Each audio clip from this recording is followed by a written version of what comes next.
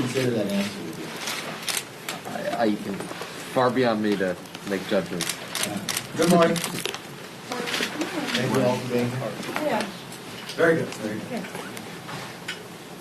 What we've seen from the Democrats this week: dysfunction, collusion, and deception. This all might help sell papers, but it doesn't help the country one bit. An ineffective government helps no one. A failure in leadership helps no one. As the results have shown, it makes things worse. Our country is in a crisis. We have a border crisis. There has been over 1.5 million illegal border crossings so far under President Biden. Small towns at our southern border are overwhelmed by migrants. And a record amount of fentanyl is pouring into our country. Our Border Patrol is desperate for support. We have an inflation crisis. Americans today are paying more for everyday items than they have in over a decade. More to get to work or drive kids to practice. Businesses are paying more for the materials they need to operate. This all means higher prices for consumers and less money in your pocket. It is a tax on every single American. Then we have a labor crisis created by the Democrats. Small and local business owners can't find workers. For the workers that now show up, the government is paying others more to stay home. On the screens behind me are the stories that show just how destructive these policies are. We have a China crisis. The Democrats hold every lever in our federal government, and yet have not made one single move to hold China accountable for the deaths of hundreds of thousands of Americans. We have a foreign policy crisis. The Afghanistan hearing this week revealed that the Commander-in-Chief, President Biden, lied to the American public about the recommendations he received from his military advisors. The disastrous and deadly Afghanistan withdrawal will haunt us for decades to come. The Democrats are making American life hard, and it's about to get much worse. So I'm making this promise right here and now. Republicans will investigate our government's failure to keep us safe at home and abroad. We'll do this because the consequences of their failures are what the American people deal with every single day.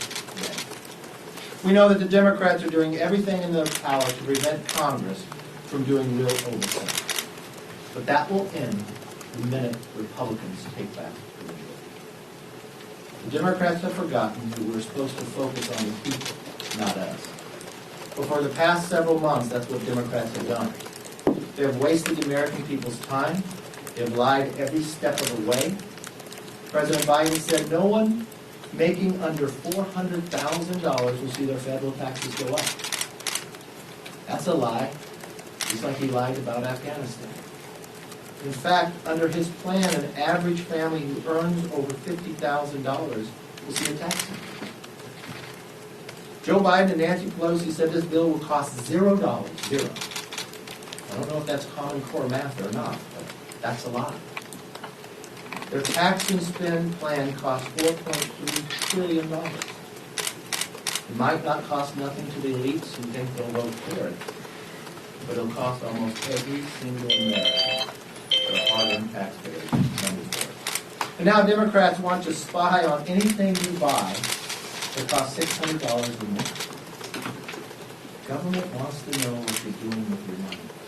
By hiring 85,000 new IRS agents to dig through every aspect of your life, the Democrats want to enlist a bureaucratic army to achieve their goal of a big government socialist nation.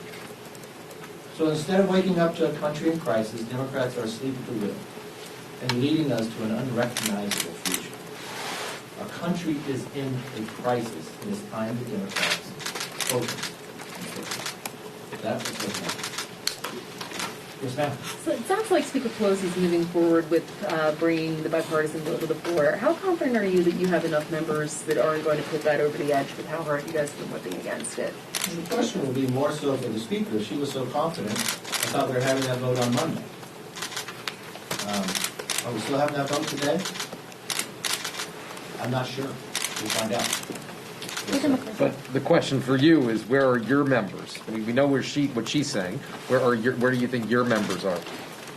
I think the majority of the overwhelming amount of our members are going to vote no, because they don't view it as an infrastructure bill. Our conference wants to have an infrastructure. I went to the White House in Oval Office, that's exactly what I told the president. We want to build roads, highways, bridges, broadband, airports. We want to reform NEPA. We want to make sure this happens so it's built in less than a decade. We want to be able to make sure America is competitive. What we found is we got a bill with nobody on committee on the Republican side working on it. We now found that the Democrats, from the President Biden, to Bernie Sanders, the budget chairman, to Nancy Pelosi, that it's no longer one bill. It's reconciliation with infrastructure. That's not something we want. That's not something we can afford, and that's not something we support. Leader McCarthy. So Don Young is the dean of the House. He's been around here a long, long time. Yeah. But he says he's going to vote for this. He says it's not a perfect bill, but he sees enough that can benefit his constituents. Kind of back to Jake's point, if you're thinking about every member of your conference representing their constituency, are you confident that you can keep it from going more than 8 votes? Because really, Pelosi can only afford to lose, I don't know what the vote count is. I can't tell you that. All I know is they are the majority. They should have enough votes. I listened to the speaker claim that she's having challenges because somehow seats are not split. She's only 1 vote short of where a full Congress is at. So I don't know how that's a challenge. The challenge is how she flip-flops back and forth. If she wanted to have an infrastructure bill, if the president wanted to have an infrastructure bill, he should have said it shouldn't become one bill. He should have focused just on infrastructure. But what they want to do is restructure and transform America. You just sat through her press conference. This is the culmination of her life's work in public policy. So it's not an infrastructure bill. It is one bill, and members. But just to follow up real quick, I if was I could. wondering, I'm sorry. I was just wondering, you just mentioned Congress should be focused on holding China accountable for the deaths lost to the virus. Why do you use those words, and what is your proposal for how Congress can do so? Well, I rolled out a plan a number of months ago. First and foremost, I think we should release all the intelligence that we have to all the nations about where this virus originated from. I think, secondly, we should be able to have the ability for anyone who lost their life to hold China accountable, be it in the courts, just as we did after 9/11. Thirdly, I think we should make sure that all the nations together should not reward China with the Olympics. So there are a number of things that we can do. We should also make sure that the funding of where our money goes, if it goes to a grant or somewhere else, for the idea of the studying of what was happening in China, make sure no money goes there ever again, or to Iran, or to North Korea and others. I think it's a reflection of what we put a 5-point plan out a number of months ago about this. So this is nothing new. This is something that we want to hold people accountable to. Yes. Leader McCarthy. Yes, sir. Yes.